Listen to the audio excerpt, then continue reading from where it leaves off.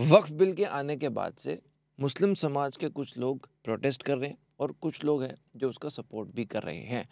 पर मेरी प्रॉब्लम उन लोगों से है जो प्रोटेस्ट करने जाते हैं और उन्हें उसका मतलब ही नहीं पता। संविधान के तहत धर्म के अंदर हस्तक्षेप क्यों किया जा रहा है और धर्म में क्यों नहीं किया जा रहा, आप बताइए मुझे। क्या हस्तक्षेप बताइए ना, कौन सा हस्तक्षेप किया जा रहा है? आपको नहीं पता, आपको इतने सारे हो गए, आपको कुछ नहीं पता। आप बताइए ना, हमसे ज्यादा नॉलेज हम प्रदर्शन करने आपको कुछ पता नहीं है। आपकी उम्र कितनी है? मेरी 18 ईयर है। 18 ईयर है। मैं वही पूछने की कोशिश कर रहा हूँ, क्या किया जा रहा है बताएंगे तब तो समझ में आएगा लोगों को, तभी पता चलेगा ना क्या हमारे धर्म के अंदर भाई हम बस सो आपका ऐसा हाल ना हो, इसलिए आज की वीडियो में हम वक्फ को समझने वाले हैं। उसकी हिस्ट्री क्या है, इस वक्त जो नया वक्फ बिल आया है वो क्या है, और क्यों जो विपक्ष है परेशान है और उनके क्या क्या सवाल हैं।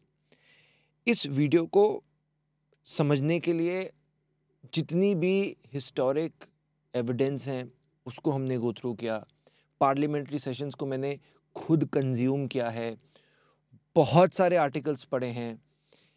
इस वीडियो के बाद यानी इस वीडियो के एंड तक आप अपने लिए वक्फ के ऊपर एक निर्णय पर आ पाएंगे, खुद को अनबायस्ड रखते हुए, ना कि लेफ्ट ना ही राइट, बीच में चलते हुए मैं आपको फैक्चुअली जो चीज़ें हैं वो आपके सामने पेश करने जा रहा हूँ। सिर्फ मुझे ये है कि आप कल को कहीं अपने ऑफिस या कहीं पर भी जाएं, कोई आपको पूछे तो आपको पता होना चाहिए। अगर आप अपने समाज की, देश की कद्र करते हैं, चिंता करते हैं, आपको उसके इन एंड आउट्स पता होने चाहिए। क्या उसके अंदर फ्लॉज थे, क्या है, या उसमें कुछ प्रॉब्लम नहीं है, आपको उसकी बातें पता होनी चाहिए। सबसे पहले वक्फ क्या है? वक्फ, इसका पर्पस क्या है, कब से शुरू हुआ? वक्फ एक अरबी शब्द था, वकूफा, उससे वक्फ शब्द आया। जो ये वकूफा शब्द था इसका मतलब होता है टू होल्ड, यानी कुछ पकड़ के रखना। सो इस अरबी शब्द से वक्फ का निर्माण हुआ। 634 AD हजरत उमर और हजरत प्रॉफिट मोहम्मद के बीच में कॉन्वर्सेशन होती है। ये जो हजरत उमर साहब होते हैं ये सवाल करते हैं हजरत प्रॉफिट मोहम्मद से। ये कहते हैं कि मेरे पास खैबर में एक प्रॉपर्टी है, तो मैं चाहता हूँ कि उसको अच्छे कामों के लिए यूज़ करूँ।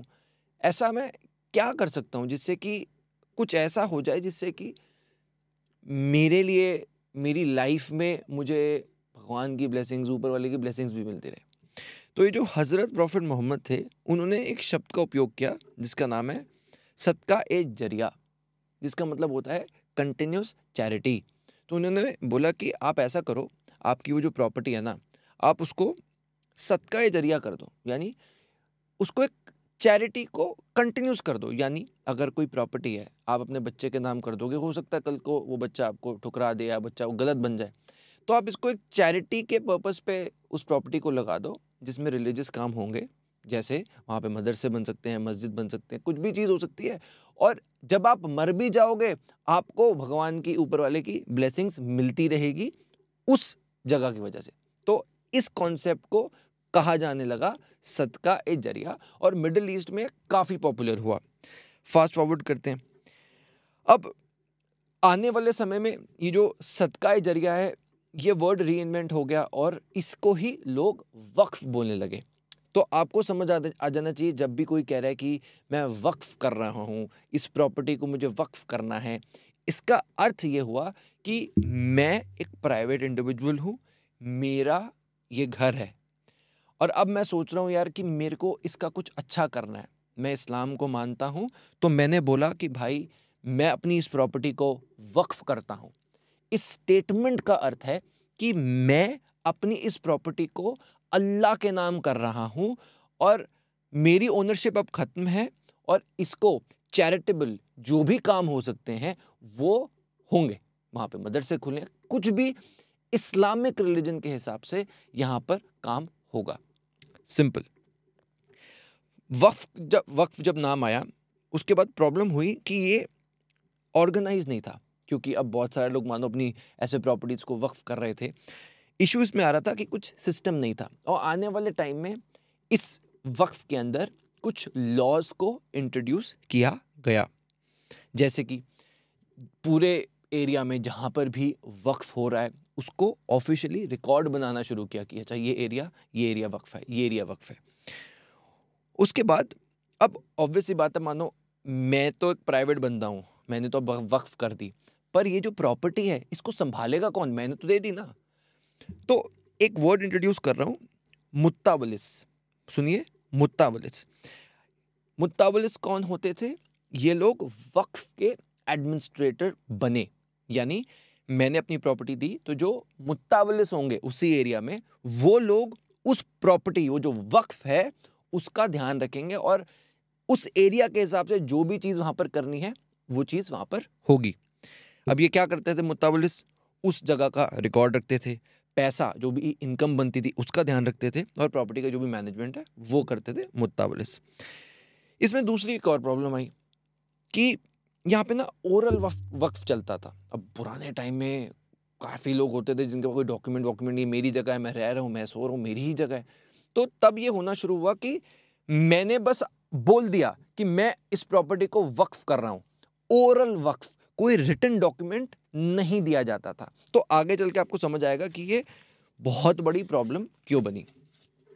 अब आप समझ लीजिए कब की बात है, 645 AD। उसके बाद आने ये सब कुछ आप मानिए एक फास्ट फॉरवर्ड में जितना जल्दी हो सकता है मैं आपको वो बताने की कोशिश कर रहा हूँ। अब वक्फ के विद टाइम, जैसे कि मैंने आपको बताया, लॉ बनना शुरू हुए, कुछ रूल्स इन्होंने इनकॉर्पोरेट करे, जैसे कि जो ओनरशिप है वक्फ की वो अल्लाह की होगी और किसी की भी नहीं हो सकती। कल को अगर मेरा बच्चा भी आकर मुझे बोले, या वो जो मुत्तावलिस है उनको बोले कि भाई मेरे पापा की प्रॉपर्टी है मुझे वापस चाहिए, तो वो नहीं हो सकती। एक बार once a waqf always a वक्फ। अब दूसरा, ये किन किन कामों के लिए यूज़ की जा सकती है वक्फ प्रॉपर्टी? उन्होंने बोला कैटेगरीज में डिवाइड कर दिया। रिलीजियस पर्पस, यहाँ पर आप मस्जिद बना दीजिए, गरीबों की मदद कीजिए, उनको खाना वगैरह है, कोई किचन बना दो। एजुकेशन, मदरसे बना सकते हो आप। फोर्थ, वेलफेयर, यानी कि आप मानो कि जो गरीब मुस्लिम है उनके लिए आपने शेल्टर बना दी। बार बार मैं मुस्लिम वर्ड क्यों यूज़ कर रहा हूँ? क्योंकि यहाँ पर इन्होंने बोला कि ये जो वक्फ होगा, यहाँ पर कोई हिंदू मंदिर नहीं बनेगा, कोई चर्च नहीं बनेगी, जो भी होगा it will be related to Islamic religious beliefs. और इसमें यह भी था कि यहाँ पर कोई लिकर और कसिनो नहीं बनेगा। तो ये एक वक्फ का बेसिक एजेंडा था। वही इन शॉर्ट अगर बोले कि जो ह्यूमैनिटी है लोगों की, अपने कम्युनिटी में मदद करना। अब रेवेन्यू मॉडल कैसे आएगा? सीधी सी बात है, अगर यहाँ पर मस्जिद बन गया, यहाँ पर मेरी प्रॉपर्टी में मस्जिद बन गया, यहाँ पर अब पैसा इनकम कैसे होगी? तो उन्होंने क्या करना शुरू किया, आगे जाके कुछ उल्लेख आते हैं, जैसे राजा वगैरह जब आए, उन्होंने क्या किया कि ये वक्फ है, तो उन्होंने सोचा अगर ये जो मस्जिद बन गया है, आसपास का जो इलाका है ना, इसको भी वक्फ कर देते हैं। वहाँ पर ये लोग जो मुत्तावलिस हैं, यहाँ पर अपना कुछ भी बिजनेस वगैरह करें, रेवेन्यू निकालो और अपने मस्जिद की मेंटेनेंस करो। तो ऐसा होना शुरू हुआ। अगर फॉर एग्जांपल ये मेरा यहाँ पर ये मस्जिद है, तो सराउंडिंग में जितना भी एरिया होता है वो वहाँ के जो लीडर्स थे उन्होंने क्या किया, जो राजा थे उन्होंने उसको भी वक्फ करना शुरू कर दिया। तो वहाँ पर जो फार्मिंग होती थी उससे रेवेन्यू आता था, और उस बिजनेस मॉडल से वहाँ की जो फंक्शनिंग होती थी, जो कि वहाँ का पर्पस था, मदरसा चल रहा है फॉर एग्जाम्पल, तो साइड में जितने खेत है वहाँ से रेवेन्यू आ रहा है, तो उसी से वो मदरसा की फंक्शनिंग होती थी। अब ऐसे भी उल्लेख आते हैं कि छत्रपति शिवाजी महाराज ने 653 एकड़ लैंड वक्फ के लिए दिया। यह आपको बताता है कि कितने पावरफुल लीडर छत्रपति शिवाजी महाराज थे। और ऐसा भी उल्लेख आता है कि उनके ग्रैंडफादर ने भी वक्फ के लिए प्रॉपर्टी डोनेट करी थी। अब समय आया, धीरे धीरे आप समझिए कि ये जो वक्फ का मॉडल है ये भारत में आता है। अब जब इंडिया में आया तो यहाँ पर मैनेजमेंट सिस्टम को इंट्रोड्यूस किया गया। ध्यान से सुनिएगा क्योंकि बाद में ये सारी बारीकियां आपको समझाएंगे कि ये बिल है क्या। यहाँ पर स्टेट लेवल, डिस्ट्रिक्ट लेवल और विलेज लेवल में कंट्रोल दिए गए। जैसे स्टेट लेवल पे जो कंट्रोल करेगा उसको हम सदर कहेंगे, डिस्ट्रिक्ट लेवल पे सदर सरकार, विलेज लेवल पे काजी। यानी आप समझ लो कि एक गांव है, वहाँ पे एक बंदा है जो कि ध्यान रखता है। अब जो 10-20 गांव हैं, उस डिस्ट्रिक्ट का जो एक हेड होगा वो सारे गांव को देख रहा है, और उस स्टेट का जो एक हेड होगा वो सभी डिस्ट्रिक्ट्स को देख रहा है। तो एक मैनेजमेंट सिस्टम को लाने की कोशिश की गई। क्यों की जा रही है इतना सिस्टम, आगे आपको पता चलेगा। 1656 आ जाता है, 16वीं शताब्दी, जिसमें जामा मस्जिद जो कि काफ़ी फेमस है दिल्ली में, वो बनाई जाती है। और ध्यान, जामा मस्जिद के जो सराउंडिंग, जो उसके आसपास के एरिया है, उसको भी वक्फ किया जाता है। Now you know the reason. 1757, fast forward करते हैं, अंग्रेज आ जाते हैं, मुगल्स वीक पड़ते हैं। मैं इकट्ठे बता रहा हूँ, 1828, 1864, 1882, 1894। अब अंग्रेज़ों को ये पता था कि जब ये आए, इन्होंने रिलीजियस बिलीफ को नहीं छुआ। उनको पता भैया यहाँ पे लोग सेंसिटिव है धर्म के नाम पे, यहाँ पे नहीं छेड़ेंगे। इन्होंने क्या किया, समय के साथ, जैसे मैं आपको जो ईयर बताए, इन ईयर्स में ये कुछ लॉज लेकर आए। कैसे? Land resumption act, Qazi act 1864, transfer of property act 1882, land acquisition act 1894। इससे क्या हुआ, जो वक्फ था उसके ऊपर एक कहीं ना कहीं अटैक अंग्रेजी हुकूमत कर रही थी। कैसे? अब इन्होंने क्या क्या बोला कि जितने भी जैसे जो हेड कर रहे थे, मानो जो काजी हैं, ये सब मुस्लिम हैं, इन्होंने बोला कि भैया इसको हटाओ। जितने इन्होंने लॉज निकाले, आपको मैं कंक्लूजन बता रहा हूँ, इसमें इन्होंने बोला कि इंग्लिश जज जो होगा, आपकी जो भी डिस्प्यूट हो रहे हैं लैंड के, आपके वक्फ के एरिया में, जो भी, पहले तो अंग्रेज़ कुछ नहीं कर रहे थे, पहले जो भी इनके लॉज थे वो सब मुस्लिम जो वहाँ के ओनर्स थे, जो ये मुतवल्लिस हैं, ये सब देख रहे थे। पर अब अंग्रेज़ों ने बोला भाई इस सब कुछ छोड़ो, तुम्हारे भी जो दिक्कत हो रही है सीधा इंग्लिश जज के पास जाओ, जो कि इंग्लिश लीगल प्रोसेस है बेसिकली, वो शुरू किया गया, जो काफ़ी जो कि काफ़ी शॉकिंग था पूरे वक्फ के लिए, इनके लिए। वो था कि जो लैंड था वो ब्रिटिशर्स क्लेम कर सकते थे। उन्होंने बोला कि जो भी वक्फ प्रॉपर्टी है, और ये सिर्फ वक्फ के लिए नहीं था, पूरे इंडिया में इन्होंने ये लगाया, बहुत सारे, सिर्फ ये वक्फ नहीं बल्कि कितने सारे हमारे लोगों का खेत ले लिए गए, क्योंकि पेपर वूपर तो होते नहीं थे, तो पूरी की पूरी प्रॉपर्टीज अंग्रेज़ों ने हड़पना बेसिकली शुरू किया, तो इसमें वक्फ भी आया। तो इन्होंने बोला कि हम उसको पैसे दे देंगे, जो भी आपकी प्रॉपर्टी है आपको पे आउट दे देंगे, और आप वो प्रॉपर्टी हमें दे देना। तो ये बेसिकली अंग्रेज रूल्स ऐसे लेकर आए। तो अब ये बात इनके बिल्कुल अगेंस्ट जाती है, क्योंकि जो वक्फ प्रॉपर्टी है दैट बिलोंग्स टू अल्लाह, तो ये तो ऐसा बिजनेस कर ही नहीं सकते थे। बट अंग्रेज़ों ने फोर्सफुली यहाँ पर इनकी प्रॉपर्टी को स्नैच करना शुरू कर दिया। और जैसे मैं बताया, सिर्फ अंग्रेज नहीं, बहुत और भी जो कम्युनिटीज़ के लोग थे उनके लैंड को भी कहीं ना कहीं हड़पा गया। ईयर 5 अगस्त 1923, बहुत तकल्लुफ़ के बाद जो मुस्लिम्स थे, जो वहाँ के मुस्लिम लीडर्स थे, वो अंग्रेज़ों को समझाने में कामयाब होते हैं कि भाई वक्फ एक इम्पॉर्टेंट चीज़ है और आपको इसको इग्नोर नहीं करना होगा। तो ये लॉ अंग्रेज़ लेकर आते हैं, मुसलमान वक्फ एक्ट 1923। आगे सब कुछ आपको पता चलेगा। अच्छा ये अब, अच्छा तब हुआ था इसलिए अब ये चेंजेस आ रहे हैं। ध्यान से सुनना एक एक चीज़। इसमें क्या करते हैं अंग्रेज, सबसे पहले एक्सेप्ट करते हैं कि हाँ भाई वक्फ एग्जिस्ट करता है, यहाँ पे जो मुसलमान है इंपॉर्टेंट चीज़ है, और नए लॉज ब्रिटिशर्स लेकर आते हैं। अब जो आ रहा है ना वक्फ बोर्ड, आप हर जगह सुन रहे हो, हर जगह सुन रहे हो, यहाँ पे आया सबसे पहली बार अंग्रेजों ने वक्फ बोर्ड का गठन किया और इनको लीगल पावर दे दी कि भैया जो भी चीज़ें हैं तुम आपस में देख लो। जो पहले हम बोल रहे थे कि भैया जो इंग्लिश जज हैं वो देखेंगे, हम अब सब कुछ निकाल रहे हैं। ये जो वक्फ बोर्ड है, जो वक्फ प्रॉपर्टी है, जितने मुसलमान हैं आप लोग अपने लोगों को बिठाओ और अपनी प्रॉब्लम्स खुद संभालो, अंग्रेज़ों को इससे कुछ लेन देना नहीं होगा।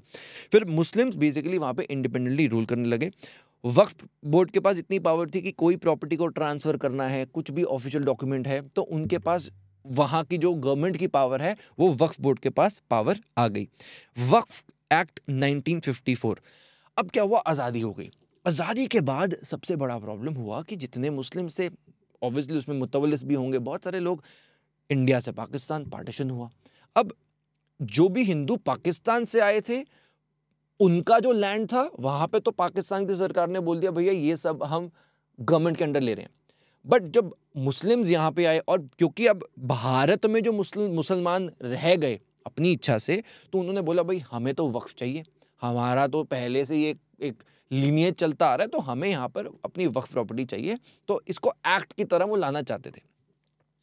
तो वक्फ एक्ट इंडिपेंडेंस के बाद जो आया वो था 1954। अब इसमें क्या हुआ, रूल्स मोस्टली सेम थे पर चेंजेस बता रहा हूँ। इन्होंने बोला जो वक्फ बोर्ड है, हर स्टेट का एक अलग अलग वक्फ बोर्ड होगा, जैसे गुजरात के लिए या जितनी भी स्टेट्स हैं सबके लिए अलग अलग वक्फ बोर्ड होगा। सुन्नी शिया, अब जैसे जो अलग अलग मुस्लिम्स के अंदर डिवीजन है, जैसे सुन्नी और शिया, उन्होंने बोला जो सुन्नी शिया हैं, हर स्टेट के अंदर कई सुन्नी हैं जिन्होंने ज़्यादा प्रॉपर्टी डोनेट की है, कई जगह ऐसे होंगे शिया ने ज़्यादा प्रॉपर्टी डोनेट की है, तो इनके अंदर कॉन्फ्लिक्ट ना आ जाए, इसलिए सुन्नी और शिया के लिए अलग अलग वक्फ बोर्ड बनेंगे कि एक एरिया के अंदर सुन्नी का वक्फ बोर्ड ये है, शिया का वक्फ बोर्ड ये है। ये ध्यान से सुनना, नॉन मुस्लिम्स कैन डोनेट, ये बात बहुत डिबेटेबल, जिसकी वजह से बहुत आउटरेज हो रहा है, आगे हम डिस्कस करेंगे कि इसमें बोला कि कोई दूसरा धर्म का व्यक्ति, हिंदू, बौद्ध, जैन, सिख, अगर वो कहेगा कि भाई मैं इस प्रॉपर्टी को, मैं हिंदू हूं, मैंने बोला कि भाई मेरी ये प्रॉपर्टी वक्फ कर दो, तो उस वक्त उन्होंने बोला दिस वाज एक्सेप्टेबल। और एक और आया कि वक्फ बाय यूजर को इंट्रोड्यूस किया गया। ये बहुत ही कंट्रोवर्शियल चीज है, आपको समझना पड़ेगा। क्या वक्फ बाय यूजर, इसमें क्या बोला गया? फॉर एग्जाम्पल कि एक मस्जिद है,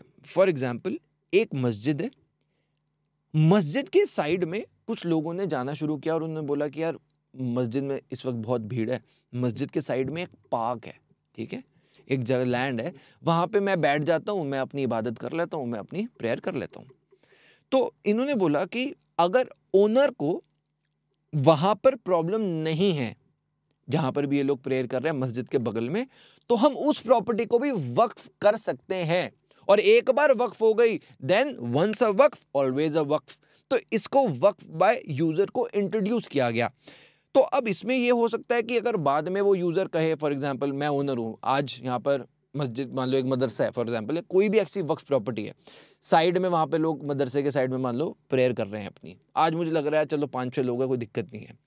फिर अब वक्फ के बाद ये उन्होंने बोला वक्फ बाय यूजर में उसको ओनरशिप दे दो कि चलो ठीक है, अगर इसको नहीं है, इसने ये जगह यहाँ पर दे दी है, तो अंडरस्टूड सी बात है, इसको कोई प्रॉब्लम नहीं है, तो इसको भी हम वक्फ के अंडर कर लेंगे। बाद में अगर वो बंदा बोले मेरी वो प्रॉपर्टी है यार, अब तो मैं नहीं चाहता आप लोग ऐसा करो, पर ये नहीं हो सकता। तो ये वक्फ बाय यूजर हुआ, जिसमें अगेन प्रॉब्लम जो आती थी, कोई डॉक्यूमेंट है ही नहीं। अब मान लो अगर मैं एक मुतवल्लिस हूँ उस एरिया को, जो वक्फ का एरिया को मैं देख रहा हूँ, मैंने देखा यार मेरे पड़ोस में एक जगह है, यहाँ पे लोग कर रहे हैं, नमाज अदा कर रहे हैं, इसको भी वक्फ कर दो, तो ये लीगल माना जाएगा। कोई डॉक्यूमेंट यहाँ पर नहीं चाहिए। डॉक्यूमेंट बार बार बोल रहा हूँ क्योंकि इसी का ही मेन मुद्दा जो उठ रहा है वो यही है। इंडिपेंडेंस के बाद अब सर्विस होना शुरू हुए कि भैया अच्छा अब इंडिपेंडेंस तो होगी, पर वक्फ की प्रॉपर्टी कितनी है, कौन सी है, कहाँ पर है, कुछ इसका आइडिया नहीं। तो बहुत सारी कमिटीज़ भी बनती हैं, इंदिरा गांधी के टाइम पे भी कमिटीज़ बनाई जाती हैं, बहुत सारी, इसमें भी बहुत सारी कंट्रोवर्सीज हैं। इन डेप्थ तो मैं नहीं जा पाऊंगा, बट ऊपर से आपको बताता हूँ। इसमें एक जो बहुत कंट्रोवर्शियल चीज़ थी, वक्फ वालों ने ये कहा कि भाई पहले तो उन्होंने बोला कि आप ऐसा कर लो, कोई भी प्रॉपर्टी है उसको 10 साल पीछे देख लो कि ये वक्फ के किसी जगह पे यूज हुई है कि नहीं।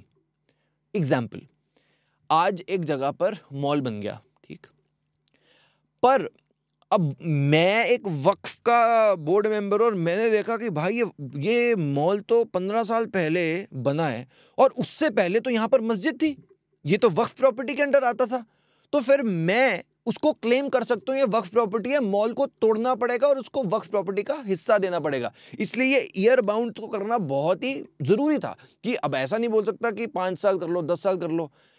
यहां पर जो कंट्रोवर्शियल बात आई कि इंडिपेंडेंस के बाद वक्फ के पास ये राइट था कि वो अनलिमिटेड पीरियड तक अपनी प्रॉपर्टी क्लेम कर सकते हैं। यानी कोई भी दस्तावेज अगर उनके पास मिला या उनको कहीं से ये ऐसा उन्होंने क्लेम कर दिया कि ये जो प्रॉपर्टी है ये 200 साल पुरानी थी और 200 साल पहले यहाँ पर कुछ होता था, तो वक्फ मानी जाएगी। तो टाइम पीरियड हटा दिया वक्फ को क्लेम करने के लिए। तो सर्वे में ये सारी चीज़ें बहुत आई। तो अब जैसा मैंने आपको बताया था कि स्टेट लेवल पे तो हमारे पास वक्फ बोर्ड है, पर सेंट्रल इसको मैनेज करने के लिए कुछ नहीं था, इसलिए सेंट्रल वक्फ काउंसिल को बनाया गया। ये सेंट्रली जितने भी स्टेट बोर्ड है उनको ध्यान रखती थी। तो अब अगर इन शॉर्ट बताऊं, सेंट्रल लेवल पे सेंट्रल वक्फ काउंसिल, स्टेट लेवल पे वक्फ बोर्ड, और जो डिस्ट्रिक्ट लेवल पे थे उसमें वक्फ कमेटी बनाई जाती थी ध्यान रखने के लिए। अब आता है वक्फ एक्ट 1995, अगेन वेरी इंपॉर्टेंट। इसमें सबसे इंपॉर्टेंट चीज़ क्या आई, क्या इंट्रोड्यूस किया गया, वक्फ ट्रिब्यूनल को बनाया गया। वक्फ ट्रिब्यूनल क्या है, बेसिकली एक फास्ट कोर्ट का गठन किया गया। क्या हो रहा था, प्रॉब्लम्स बहुत सारी आना शुरू हुई। अब क्या क्या इश्यूज हो रहे थे वक्फ के, हम उसको जान लेते हैं। सबसे पहले करप्शन बहुत ज़्यादा इस वक्फ के सिस्टम में आई। कैसे, पॉलिटिशियंस, लैंड माफियाज और जो मुत्तवलिस थे वो मिलकर बहुत करप्ट हो गए और उन्होंने जो वक्फ की प्रॉपर्टी जो कि गरीब मुसलमान के लिए थी वो अपने फ़ायदे के लिए यूज़ करना शुरू किया। एग्जाम्पल, आतिक अहमद ने एक प्रॉपर्टी जो कि प्रयागराज में थी उसको अपने परिवार के नाम रजिस्टर करा लिया, जब एक मुतवल्लिस जो वहाँ का मुतवल्लिस था वो कहीं गया था कहीं बाहर, तो आतिक अहमद ने उस प्रॉपर्टी को अपने नाम करा लिया। ये एक एग्जाम्पल है, ऐसे कितने सारे एग्जाम्पल्स होंगे जो कि शायद रिकॉर्ड में भी ना हो। विजय माल्या को एक वक्फ प्रॉपर्टी लीज पे दी गई लिकर बिजनेस करने के लिए, जो कि एक रिलीजियस पर्पस था, उसके बिल्कुल अगेंस्ट था। अभी कैसे हुआ? इतनी वक्फ प्रॉपर्टी है कि जिसकी मॉनिटरिंग करना ही इम्पॉसिबल था, तो लोग वहां पर जो थे वो सब वहां पर करप्ट हो गए। इसमें एक जो बहुत बड़ा इशू आ रहा था, अब ये फास्ट कोड क्यों बना, ये सब ये वजह है क्योंकि ये सारे इश्यूज हो रहे थे कि ना वहां पर जो लोग थे उन्होंने, फॉर एग्जाम्पल एक हिंदू फैमिली है, ठीक, अब इंडिपेंडेंस के बाद ये प्रॉपर्टी मेरे दादा की है, तो मैं यहाँ पे रहना शुरू हो गया, मेरे पेपर भी बन गए। इशू ये हो रहा था कि वक्फ बोर्ड ने क्लेम कर दिया कि भैया ये प्रॉपर्टी 50 साल पहले वक्फ के अंडर थी, वहाँ पर यहाँ पर एक मदरसा था, आज ये किसी का यहाँ पर घर है, तो ये प्रॉपर्टी हमें दे दो। अब यहाँ पर बहुत बड़ा कंफ्यूजन। आप खुद सोचो, आपकी एक प्रॉपर्टी है, आपके पापा ने बोला बेटा हमारा घर है, ये रहे पेपर, यही प्रूफ है ना आपके पास, पर कल को अगर वक्फ कमेटी क्लेम कर दे कि नहीं है ये तो वक्फ प्रॉपर्टी थी 100 साल पहले, आप क्या कर लोगे? तो ये जो मैटर थे बहुत बढ़ना शुरू हुए, जिसके बाद ये चीज कोर्ट में जाना शुरू हुई, हाई कोर्ट, सुप्रीम। अब कोर्ट में जैसी चीजें गई, कोर्ट फ्लड हो गया, कोर्ट सारी प्रॉब्लम्स वक्फ रिलेटेड आ रही हैं। इसीलिए ये जो ट्रिब्यूनल कोर्ट है, ये जो वक्फ ट्रिब्यूनल का जो काउंसिल है बनाया गया, इन्होंने जो गवर्नमेंट की पावर्स होती हैं वो दे दिया। उन्होंने कहा भैया जो ट्रिब्यूनल कोर्ट है आपका, जो भी वक्फ ट्रिब्यूनल कोर्ट है, इसमें जो भी डिसीजन दिया जाएगा ये फाइनल होगा, और इसमें 3 मेंबर्स होंगे। ये जो वक्फ ट्रिब्यूनल है कौन होंगे? पहला मेंबर, ये भी इसके ऊपर भी आगे बहुत ज़्यादा कंट्रोवर्सी हुई, पहला मेंबर ये जो वक्फ ट्रिब्यूनल कोर्ट है इसमें कौन होगा? एक होगा मेंबर ऑफ सिविल सर्विस, एक होगा जुडिशियल सर्विस का मेंबर, कोई जज होगा, एक आईपीएस होगा, और तीसरा मुस्लिम लॉ एक्सपर्ट होगा, ताकि ऑब्वियसली मुस्लिम की स्पेशलाइजेशन रखे। सो ये 3 मेंबर्स होंगे जो कि ट्रिब्यूनल कोर्ट बनाएंगे, जो कि वक्फ का होगा। इसमें आपको एक रेफरेंस वीडियो दिखा रहा हूँ। एक तमिलनाडु, मोस्ट पब्लिक साउथ में जगह है, जहाँ पर एक हिंदू फैमिली थी, जो कि उसका एरिया था, पर वहाँ पे वक्फ ने क्लेम कर दिया कि प्रॉपर्टी हमारी है। देखिए,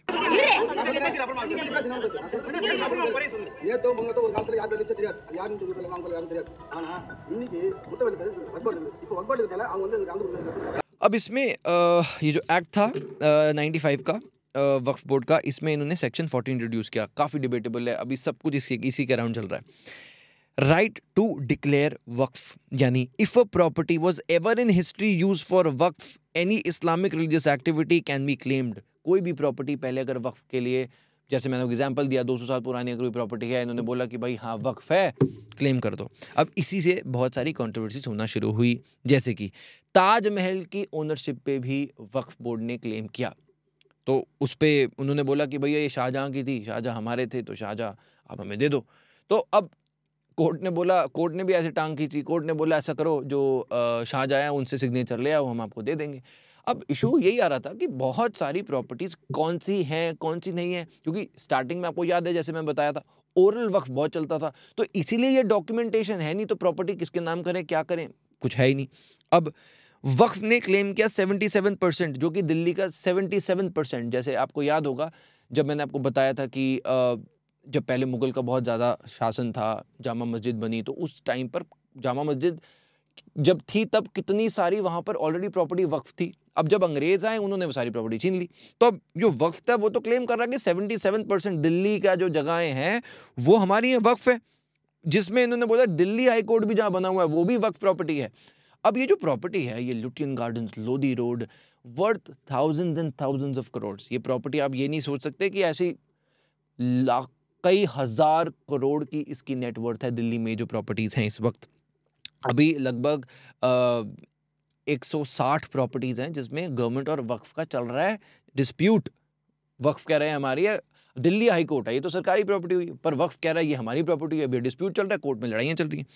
हरियाणा में गुरुद्वारा था, वो भी वक्फ ने क्लेम किया। अंबानी की रेजिडेंस एंटिलिया जो कि मुंबई में है, उसको भी वक्फ बोर्ड ने क्लेम किया है। इस पे एक जो एक जज हैं उनका आपको रिएक्शन दिखाता हूँ। कल को वो कुछ भी सरकारी दफ्तर को कह देंगे कि वक्फ प्रॉपर्टी तो हो जाएगा। तो भाई साहब आप तो ताजमहल भी ले लो यार, लाल किला भी ले लो, कौन मना कर रहा है? या प्यार से क्वेश्चन समझ में नहीं आते आप लोगों को? सिर्फ किसी के अरे ऑनरेबल कोर्ट का छोड़ो, किसी की भी प्रॉपर्टी को आप वक्फ प्रॉपर्टी डिक्लेयर कर सकते हो। टेल मी, सेक्शन 5 में नोटिफिकेशन होगा, फलाना होगा, पूरे भारत का वक्फ प्रॉपर्टी डिक्लेयर कर दो देन। सो इस तरह से ये रिएक्शंस कुछ हैं। वक्फ बोर्ड का इसमें दिखा कि बहुत ज़्यादा इनकी प्रॉपर्टी में भी ग्रोथ हुआ। एग्जाम्पल के तौर पे 1950 में जो वक्फ बोर्ड था उनके पास 52,000 एकड़ लैंड थी, इतनी इनके पास जगह थी। 2025 में 9.4 लाख एकड़ लैंड, इतनी इनके पास जगह हुई। 17 नवंबर 2006 सचर कमेटी की एक रिपोर्ट थी जिसमें ये बताया गया कि जो वक्फ बोर्ड है उसके पास 4.9 लाख रजिस्टर्ड प्रॉपर्टीज़ हैं, लगभग 5 लाख रजिस्टर्ड प्रॉपर्टीज़, जिसकी मार्केट वैल्यू 1.2 लाख करोड़ है। ये 2006 की बता रहा हूँ। अब कंट्रोवर्सी कैसे आई, प्रॉब्लम कैसे आई? प्रॉब्लम ऐसे आई, इन्होंने बोला कि ये जो आपके पास प्रॉपर्टीज़ हैं, क्योंकि इसमें आपको खर्चे तो है नहीं, जो भी आप कर रहे हैं समाज के लिए कर रहे हैं, पैसा की फंडिंग तो ऑलरेडी है क्योंकि इतनी सारी प्रॉपर्टी, इतना सारा वहाँ पे ऑलरेडी काम हो रहा है। सो अब क्योंकि आप प्रॉपर्टी लीज पे भी देते हो तो आप लोगों की अच्छी इनकम है। तो जब वक्फ है जो कि समाज की सेवा के लिए है, तो इसका प्रॉफिट कितना है, एनुअल प्रॉफिट कितना है, इसके ऊपर बहुत बड़ी कंट्रोवर्सी हुई।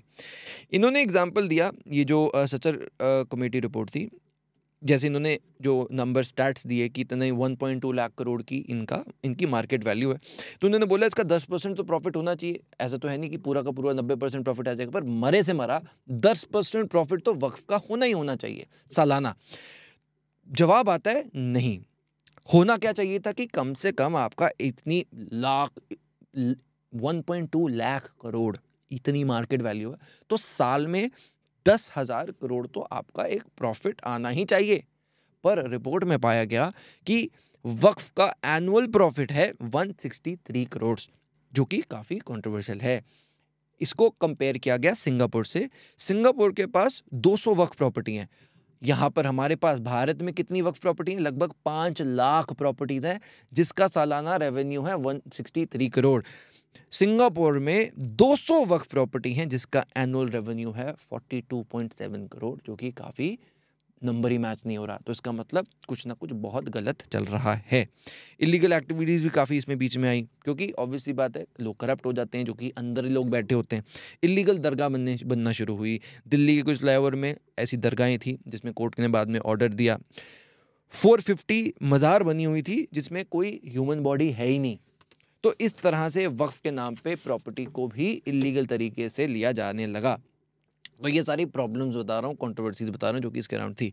एक रिपोर्ट आई थी 2001 से 2012 में 27,000 एकड़ प्रॉपर्टी जो कि वक्फ प्रॉपर्टी थी, वो सस्ते दामों पे दी गई थी। स्कैम का अनुमान लगाया जा रहा है 2 लाख करोड़, 2 लाख करोड़ का स्कैम था इस वक्फ बोर्ड में। ये एक रिपोर्ट जो कि ऑफिशियली गवर्नमेंट डेटा पे है, उसके हिसाब से बता रहा हूँ।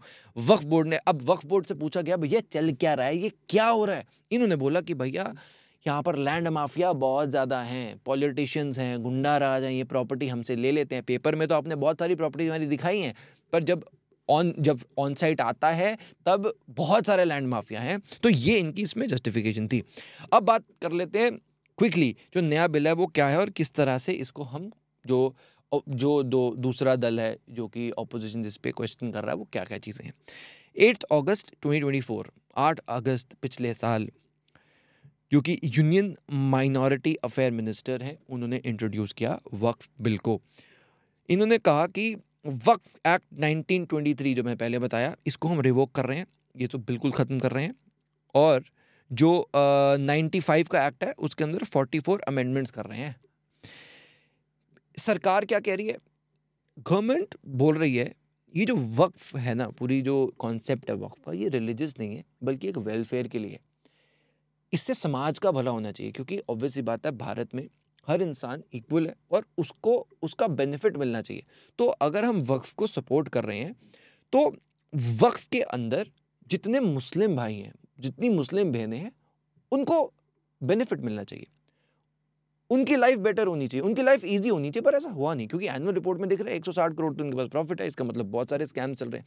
तो जो गरीब लोगों पे जाना चाहिए था, क्योंकि सरकार का भी एक वेलफेयर फंड है, उन्होंने बोला चलो इतना वेलफेयर, क्योंकि एक बीजेपी चाहे हो, कांग्रेस हो, सारी सरकारों ने भी बहुत सारा पैसा वक्फ बोर्ड में डाला है, काफ़ी लोन भी वक्फ को दिए गए हैं। तो कि इन्होंने बोला कि चलो हमने अलग से मुसलमानों के लिए कोई स्कीम निकालने की ज़रूरत नहीं है, वक्फ को पैसा दे दो, मुसलमानों का वेलफेयर होता रहेगा। पर ऐसा हुआ नहीं। तो इसलिए कहीं ना कहीं जब ये बिल लाया जा रहा है, एक कॉन्सेप्ट जो बताना चाह रही है सरकार की, भैया इसको रिलीजियस मत समझो, जो मस्जिद है वो रिलीजियस है, रिलीजियस मत समझो, एक वेलफेयर स्कीम है जिसमें इस वक्त एक्सपर्ट्स की ज़रूरत है, इसलिए चेंजेस लाए गए। इस बिल को कहा जा रहा है उम्मीद, unified management, empowerment, efficiency and development. Lok Sabha में 288 वर्सेस 232, राज्यसभा में 128 वर्सेस 95 वोट्स पड़े और प्रेसिडेंट मुर्मू ने इसको साइन किया और इस वक्त वक्फ बिल एक लॉ बन चुका है। मैं आपको इसका रिएक्शन दिखा रहा हूँ, एक मेल्टडाउन वीडियो की तरह आप देख सकते हैं। अमित शाह का इस पे रिएक्शन था। आज हमारे ऐवान के सामने जो वक्फ तरमीम बिल पेश किया गया है, ये न सिर्फ हमारे बुनियादी हुकूक की खिलाफ वर्जी है, बल्कि राइट टू इक्वलिटी के भी साफ खिलाफ है। इसको सदर मोहतरम मुल्क की दूसरी मेजोरिटी कभी कबूल नहीं करेगी। एक सदस्य ने तो कह दिया, एक सदस्य ने कह दिया माइनॉरिटी इस कानून को स्वीकार नहीं करेगी। क्या धमकाना चाहते हो भाई? संसद का कानून है, सबको स्वीकार करना पड़ेगा। स्वीकार नहीं करेंगे मतलब क्या है? कैसे बोल सकते हैं कोई? हम कानून को स्वीकार नहीं करेंगे। तो इस तरह का रिएक्शन देखने को मिला।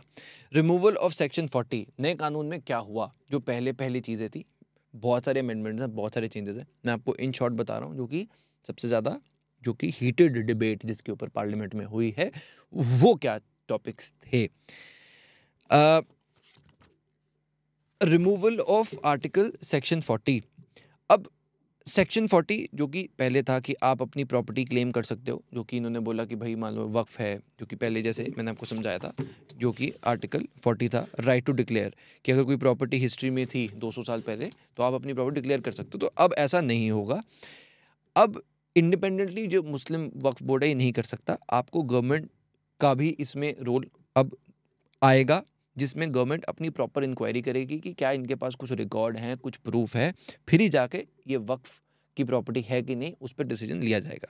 Removal of Waqf by user, जो कि याद है आपको मैंने बताया था कि अगर एक मस्जिद के साइड में एक जगह है, अगर उस जगह में लोग नमाज पढ़ना शुरू कर रहे हैं तो उसको भी वक्फ क्लेम किया जा सकता है अगर ओनर की सहमति है। तो अब इस चीज़ को हटा दिया है कि अब इन्होंने बोला है कि कलेक्टर डिसाइड करेगा कि वो जो प्रॉपर्टी है, अब मान लो वो ओनर है, वो ओनर से पूछेंगे कि भैया आप उसको देना चाहते हैं अपनी प्रॉपर्टी के, आप कागज़ दिखाइए। तो एक प्रोसेस इसमें यूज़ किया जाएगा। तो वक्फ बोर्ड के पास पहले पावर थी उसको वक्फ डिक्लेयर करने का, अब उसको हटा लिया गया है, कलेक्टर को ये पावर दे दी गई है। Donor to waqf should be a practising Muslim for 5 years more than that. तो 5 साल से ज़्यादा एक प्रैक्टिसिंग मुस्लिम होना चाहिए किसी भी प्रॉपर्टी को वक्फ कराने के लिए। पहले तो कोई नॉन मुस्लिम भी दे सकता था, पर अब इन्होंने बोला प्रैक्टिसिंग 5 साल मुस्लिम होना चाहिए। और आप अगर आपके घर पे आपकी बीवी है, बच्चे हैं, उनके भी उस जायदाद में कुछ हिस्सा है, तो आप खुद से उस प्रॉपर्टी को वक्फ नहीं कर सकते, अपनी फैमिली को भी देना पड़ेगा। सेंट्रल वक्फ काउंसिल जो कि पहले थी जिसमें मेजॉरिटी मुस्लिम थे, अब इन्होंने कहा है कि उसके अंदर 2 नॉन मुस्लिम होंगे और 2 मुस्लिम विमेन भी होंगी, ऐड किया गया है काउंसिल में। वक्फ ट्रिब्यूनल जो थी उसमें एक मुस्लिम लॉ स्पेशलिस्ट था, अब उसकी जगह एक स्टेट गवर्नमेंट ऑफिसर आएगा जो कि एक एक्सपर्ट की तरह काम करेगा। अगर कोई भी प्रॉपर्टी पर डिस्प्यूट है जो कि सरकार के ऊपर है, क्योंकि बहुत सारे मॉन्यूमेंट्स हैं, जैसे कि ताजमहल था, बहुत सारे मॉन्यूमेंट्स हैं जो कि जिसकी इस वक्त पावर ASI के पास है।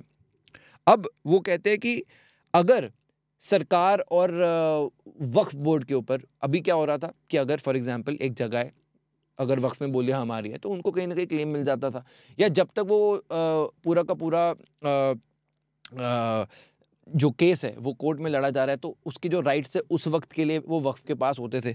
तो गवर्नमेंट ने अब ये बोला कि भैया अब ये सब कुछ जो होगा, अगर कोई भी जगह है और अगर गवर्नमेंट जगह है जिसके ऊपर वक्फ क्लेम कर रहा है, तो इसको इंडिपेंडेंटली कलेक्टर चेक करेगा और वो इसका जो कोर्ट के अंदर इसका वो प्रूफ देगा कि वो प्रॉपर्टी सरकार की है या वक्फ बोर्ड की है।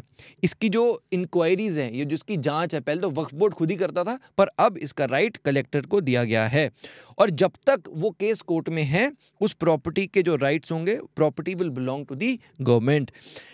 अब अगर आपको प्रॉपर्टी रजिस्टर करनी है एज वक्फ, अगर कोई कह रहा है कि भैया ये बंदा है, इसने बोल दिया वक्फ कर दो, तो इसको पहले तो वक्फ बोर्ड होता था, पर अब इन्होंने बोला भाई वक्फ की जगह वहाँ का जो डिस्ट्रिक्ट कलेक्टर होंगे, कलेक्टर होंगे, उनकी परमिशन देनी होगी और आपको इसको रेवेन्यू रिकॉर्ड में भी दिखाना पड़ेगा। सर्वे कमीशन, जैसे पहले बताया था, इंडिपेंडेंस के बाद सर्वे जिस तरह से किया गया कि पहले का कौन है, पहले के कौन सी जगह है, तो जो सर्वे कमिश्नर होगा, पहले तो अगेन सब कुछ इस बोर्ड में से होता था, पर इन्होंने बोला अब जो सर्वे भी होगा किसी एरिया का, आपने बोला कि भैया 200 साल पहले यहाँ पे हम क्लेम करते हैं जगह को, तो इसका भी जो सर्वे होगा वो एक कमिश्नर, वो कौन करेगा, वो भी एक कलेक्टर के लेवल का बंदा करेगा और इसकी रिपोर्ट स्टेट गवर्नमेंट को दी जाएगी। कोई भी डिस्प्यूट है तो आपको पहले कलेक्टर उसकी जांच करेगा। इन शॉर्ट, जो भी वक्फ बोर्ड के पास पावर थी वो कलेक्टर के पास चली गई है, ताकि एक इंडिपेंडेंट सिस्टम बन सके और एक एक्सपर्ट उस पर अपना निर्णय दे सके। क्योंकि पहले अगर कुछ डिस्प्यूट भी हो रहा है, मान लो मैं फार्मर हूँ, मैं एक गरीब बंदा हूँ, मेरी प्रॉपर्टी है और उस पर वक्फ ने क्लेम कर दिया, तो मुझे वक्फ बोर्ड के पास ही जाना पड़ेगा, क्योंकि इन्हीं का ट्रिब्यूनल कोर्ट है, मुझे वहाँ पे जाकर अपने आप को प्रूव करना होगा। और क्योंकि वो वक्फ बोर्ड है तो हो सकता है कि वो उनके लिए फेयर हो सकता है ना हो। तो इसके अंदर एक इंडिपेंडेंस लाने के लिए इन्होंने कहा कि भैया हम ये चाहते हैं। वक्फ एक्ट का एक सेक्शन है 107, इसको भी रिमूव किया गया है। पहले जैसे आपको बताया गया था कि ओरल वक्फ होता था, कि बोल दिया, अब वो हटा दिया कि भैया आपने बोल दिया वक्फ हो गया, ऐसा कुछ नहीं, आपको प्रॉपर डॉक्यूमेंट्स दिखाने पड़ेंगे। पहले जैसे आपको बताया था सुन्नी और शिया के अलग अलग वक्फ थे, अब इन्होंने भोरा और अकवा खानी के लिए अलग अलग वक्फ बोर्ड बनाने का निर्णय किया है। तो ये सारे चेंजेस हैं जो कि लाए गए हैं। अब बात कर लेते हैं काउंटर की, किस तरह से जो ऑपोजिशन है इसको काउंटर कर रहा है। स्टार्टिंग विद ओवैसी, जो कि AIMIM के लीडर हैं। इनकी स्पीच बहुत ही पावरफुल थी। इमरान प्रतापगढ़ी, इनकी स्पीच भी बहुत पावरफुल थी। ये दो स्पीचेस हैं जो कि इस लॉ के अगेंस्ट सबसे ज़्यादा चर्चा में हैं। इमरान प्रतापी राज्यसभा मेंबर है कांग्रेस की तरफ से। इमरान प्रतापी ने क्या कहा, सुनिए जरा। हम ही को कातिल कहेगी दुनिया, हमारा ही कत्लेआम होगा। हम ही कुएं खोदते फिरेंगे, हम ही पे पानी हराम होगा। जिस जमीन पर मैं खड़ा हूं ये मेरी पहचान है। आप आंधी हैं तो क्या मुझको उड़ा ले जाएंगे? जिल्ले इलाही, जमहूरियत जो है वो नफरत और ठसक से नहीं चलती है, अकड़ से नहीं चलती है। तो इस तरह से कुछ शेरो शायरियाँ चलती रही। इनके काउंटर क्या थे?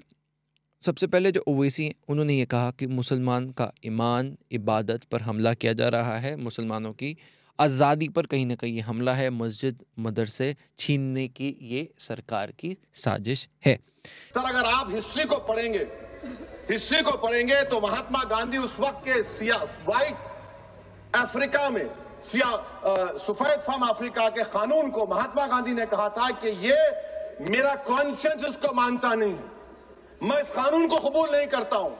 तो महात्मा गांधी ने क्या किया, उन्होंने उस कानून को फाड़ दिया। तो मैं गांधी की तरह इस कानून को फाड़ता हूं। ये अनकॉन्स्टिट्यूशनल है सर। इस देश में झगड़े पैदा करने का काम बीजेपी करना चाहती है मस्जिद और मंदिर के नाम पर, इसीलिए मैं इसका कंडेम करता हूं। एक साथ बता रहा हूं, article 14, article 25, article 26, section ABCD, majorly सब राइट टू इक्वालिटी की बात करते हैं। ओवैसी कहते हैं कि इस पर वायलेशन किया जा रहा है वक्फ बिल की वजह से। इसके बहुत सारे काउंटर भी बाद में आए। डॉक्टर सुधांशु त्रिवेदी की स्पीच बहुत ही पावरफुल थी, उसके ऊपर भी बहुत चर्चा हुई। तो नदीमुल हक साहब ने जो बोला था ना, किसी के बाप का हिंदुस्तान थोड़ी है, बिल्कुल मैं कहना चाहता हूं, जिन्होंने इस देश के लिए खून बहाया उनके बाप का हिंदुस्तान है, उस गरीब मुस्लिम कारीगर के बाप का हिंदुस्तान है। और जो ये कहते हैं कि आगरे का लाल किला किसके बाप ने बनवाया, आगरे का किला किसके बाप ने बनवाया, दिल्ली का किला किसके बाप ने बनवाया, हैदराबाद का चार मीनार किसके बाप ने बनवाया, उसके बाप का यह हिंदुस्तान नहीं है। ओवैसी का जो पहला काउंटर था, उन्होंने कहा कि जो रिलीजियस अफेयर हैं उनको इंडिपेंडेंटली आपको चलाने देना चाहिए। जो हमारा कॉन्स्टिट्यूशन कहता है कि जो भी आपके रिलीजियस अफेयर है, मंदिर है, मस्जिद है, उसको आप इंडिपेंडेंटली अपने हिसाब से चला सकते हो, उसके बीच में सरकार का हस्तक्षेप नहीं होना चाहिए। सबसे पहला काउंटर था सेक्शन 40, जो मैं आपको बोला था बड़ा इंपॉर्टेंट है, सुन लो। अब इन्होंने बोला कि भाई हम अपनी प्रॉपर्टी क्लेम नहीं कर सकते। सेक्शन 40 में आप पहले तो क्लेम कर रहे थे कि चलो यार हमारी प्रॉपर्टी, हमने अपने प्रूफ देके हमारे दादा परदादा के, हाँ भाई कुछ है इसके अंदर, तो वक्फ। तो अब इन्होंने बोला हम क्लेम ही नहीं कर पाएंगे, पर कलेक्टर सब कुछ करेगा। अब इन्होंने बोला प्रॉब्लम क्या है कलेक्टर के साथ। एग्जाम्पल दिया ओवैसी ने कि पार्लियामेंट के सामने एक मस्जिद है और वहाँ पे अगर इस वक्त जो वो मस्जिद है वो डिस्प्यूट में है, सरकारी ज़मीन के ऊपर है, तो गवर्नमेंट और वक्फ का डिस्प्यूट चल रहा है। अब इन्होंने बोला कि इस कानून के बाद जो भी कलेक्टर होगा वो फाइनल डिसीजन देगा कि भैया वो प्रॉपर्टी वक्फ की है या सरकार की है, तो कलेक्टर तो सरकार के पक्ष में देगा, तो कहीं ना कहीं हमारे साथ ये इनइक्वालिटी होगी। इन्होंने बोला दिल्ली में 172 प्रॉपर्टी हैं जो इस वक्त डिस्प्यूट में है, वक्फ वर्सेस गवर्नमेंट। तो इन्होंने बोला वो तो हम हार ही गए, क्योंकि जो पोटेंशियली या ओवैसी का कहना है कि वो जो निर्णय आएगा कलेक्टर उसमें हर चीज़ में सरकार का ही साथ देगा। काउंटर 2, इन्होंने बोला कि जो नॉन मुस्लिम है आपने इनको ऐड किया है बोर्ड के अंदर। जो हमारी काउंसिल है उसके अंदर मुस्लिम्स मेजॉरिटी में थे, अब आपने बोला कि भैया नॉन मुस्लिम्स को भी ऐड करो।